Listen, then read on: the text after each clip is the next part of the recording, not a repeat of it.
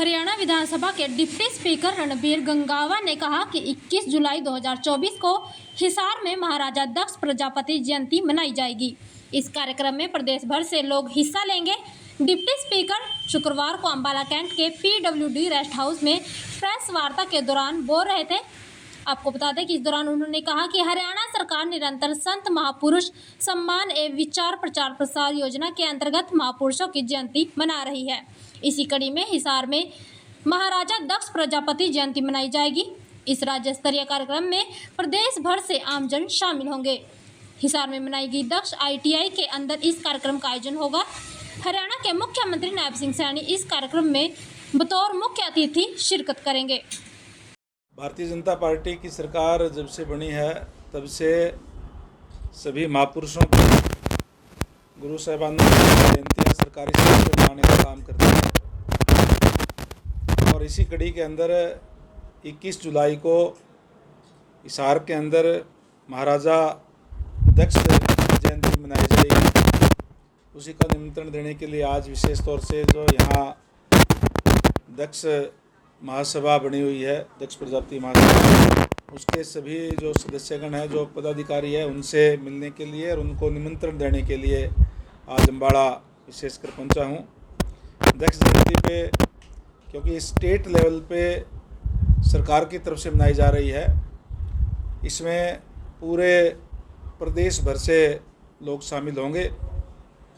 और हिसार के अंदर जो गुरु दक्ष ITI बनी हुई है उसके अंदर इसमें एक बहुत बड़ी रैली के रूप में कह लीजिए, बहुत बड़ा कट करके और हम लोग दक्ष जयंती मनाने का काम करेंगे, जिसमें माननीय CM साहब नायब सैनी जी मुख्य अतिथि होंगे। और जिस तरीके से जो खासकर बैकवर्ड क्लास की जो पुरानी मांगें थी वो पूरा करने का काम माननीय नायब जी ने किया है। खासकर जो क्रीमी लेयर की आय सीमा जो हरियाणा प्रदेश के अंदर 6 लाख रुपए थी, पूरे OBC समाज की मांग थी कि उसको as per government of India की तर्ज के ऊपर 8 लाख रुपए और उसके अंदर सैलरी और एग्रीकल्चर इनकम ना जोड़े जाए, ये मांग बैकवर्ड क्लास के लोगों की थी। और इसके साथ साथ खासकर जो पिछली गवर्नमेंट कांग्रेस पार्टी की सरकार हुड्डा साहब के नेतृत्व में थी, उस समय भी जो बैकवर्ड क्लास के लोग हैं उनके साथ अन्याय करने का काम हुड्डा साहब की सरकार ने किया। विशेषकर जो मोस्ट बैकवर्ड है, जिसमें BCA जिसको हम बोलते हैं, वो जो सारे के सारे हाथ से काम करने वाले लोग हैं और वो मेहनतकश लोग हैं। उनके पास ना तो कोई ज़्यादा पॉलिटिकल लोग उनके आगे है और ना ही उनके पास ज़्यादा पैसा होता। कांग्रेस के सरकार के अंदर नौकरियां या तो पैसे से मिलती थी या पॉलिटिकल सिफारिश से मिलती थी और जो मोस्ट बैकवर्ड है उसमें मान लो कोई 50 वैकेंसीज मोस्ट बैकवर्ड की होती थी तो 5-7 लेकर के एक छोटी सी नीचे लाइन लिखी आती थी कि योग्य उम्मीदवार ना मिलने के कारण ये पद रिक्त छोड़े जाते हैं और वो बैकलॉग छोड़ दिया जाता था। उन लोगों को अयोग्य घोषित करने का काम भूपेंद्र सिंह हुड्डा की सरकार ने किया। जो जन्मजात स्किल्ड होते हैं, जो हाथ से काम करने वाले लोग होते हैं, कोई कारपेंटर का काम करता है, कोई बर्तन बनाने का काम करता है, कोई लोहे का काम करता है, कोई कपड़े सिलने का काम करता है, उनको योग्य घोषित करने का काम किया और बैकलॉग रह गया था। मैं धन्यवाद करूंगा हमारे माननीय मुख्यमंत्री नायब सैनी जी का, जिन्होंने जहां क्रीमी लेयर की आय सीमा सेंटर के बराबर करने का काम किया, वहीं उन्होंने 23 जून को गुड़गांव के अंदर एक मीटिंग बुला करके प्रेस कॉन्फ्रेंस के जरिए ये घोषणा करने का काम किया कि जहां हम क्रीमी लेयर की आय सीमा बढ़ा रहे हैं, वहीं जो बैकलॉग है उसको भी जल्द ही वैकेंसीज निकाल करके उसको पूरा करने का काम करेंगे, जिससे पूरे बैकवर्ड समाज के अंदर एक खुशी की लहर आज पूरे प्रदेश के अंदर है। तो मैं जो दक्ष प्रजापति समाज की तरफ से भी उनका वहाँ उस दिन धन्यवाद भी करेंगे और प्रदेश क्षेत्र की एक और पूरे बैकवर्ड समाज की बड़ी रैली करके हम माननीय मुख्यमंत्री महोदय का जल्दी टाइम लेकर के उनका इस बात के लिए धन्यवाद भी करना चाहेंगे कि उन्होंने एक बहुत पुरानी मांग जो बैकवर्ड क्लास की थी वो पूरा करने का काम किया है। आज हर वर्ग को साथ लेकर के नायब सैनी जी और उनकी सरकार चल रही है, और उसको देखते हुए मैं कह सकता हूँ कि निश्चित तौर पर जहाँ देश के अंदर आदरणीय नरेंद्र भाई मोदी जी की सरकार तीसरी बार बनी है, वहीं भारतीय जनता पार्टी की सरकार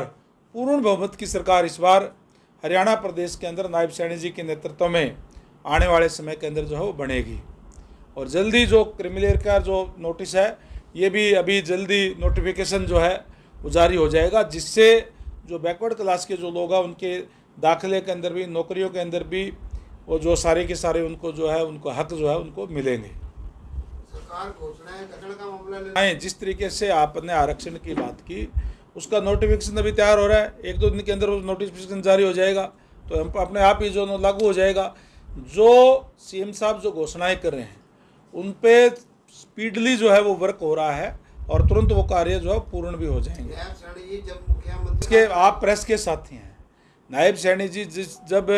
मुख्यमंत्री बने, तो मुख्यमंत्री बनते ही 2-3 दिन बाद में आचार संहिता लगी थी, चुनाव आ गया था, और 6 तारीख तक जो है आचार संहिता थी। आज क्या तारीख हो गई? आज 5 तारीख हो गई। 1 महीना भी नहीं हुआ उनको जो आप जिस घोषणा की बात कर रहे हैं पूरा करने के लिए, उन पे निरंतर दिन रात करके उन पे जो घोषणाओं पे कार्य हो रहा है, निश्चित रूप से वो पूरी होगी। आप दोबारा कर कि जिस ट्रांसपेरेंसी के साथ कार्य हरियाणा प्रदेश के अंदर भारतीय जनता पार्टी की सरकार ने किए हैं, उसी को लेकर के लगातार तीसरी बार अब ये चुनाव हुआ है। और तीसरी बार जहां देश के अंदर 1960 के बाद में पहली बार ऐसा हुआ है कि लगातार तीसरी बार एक पार्टी की सरकार बनी और पूर्ण बहुमत की बनी एनडीए की सरकार। और उसके साथ साथ अगर मैं हरियाणा प्रदेश की भी बात करूं, तो हरियाणा प्रदेश के अंदर अगर आप टोटल वोट परसेंटेज देखेंगे तो 46.11% भारतीय जनता पार्टी को वोट मिला है, जो सबसे ज़्यादा है। सबसे ज़्यादा किसी पार्टी को मिला है तो भारतीय जनता पार्टी को हरियाणा प्रदेश के अंदर मिला है। और हमने 44 सीटों के ऊपर अगर कंस्टिट्यूंसी वाइज देखें तो उसके अंदर जीत हासिल की है।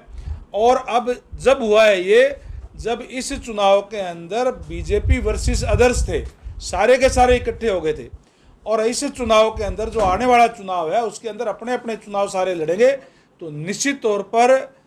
भारतीय जनता पार्टी की सरकार पूर्ण बहुमत से हरियाणा प्रदेश के अंदर नायब सैनी जी के नेतृत्व में बनेगी। जहाँ तक आपने दिक्कत परेशानियों की बात की,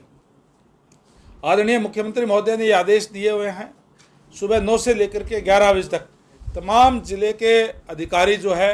डीसी साहब के नेतृत्व में वो बैठते हैं, और जो दिक्कत परेशानियां हैं, चाहे एनडीसी की है, कोई फैमिली आईडी की है, वो मौके पर ही उनका जो है निवारण किया जाता है। ये हर जिले के अंदर हर डेली जो है इनका समस्याओं का समाधान किया जाता है। जनाब डीसी जो है पार्लियामेंट का चुनाव था,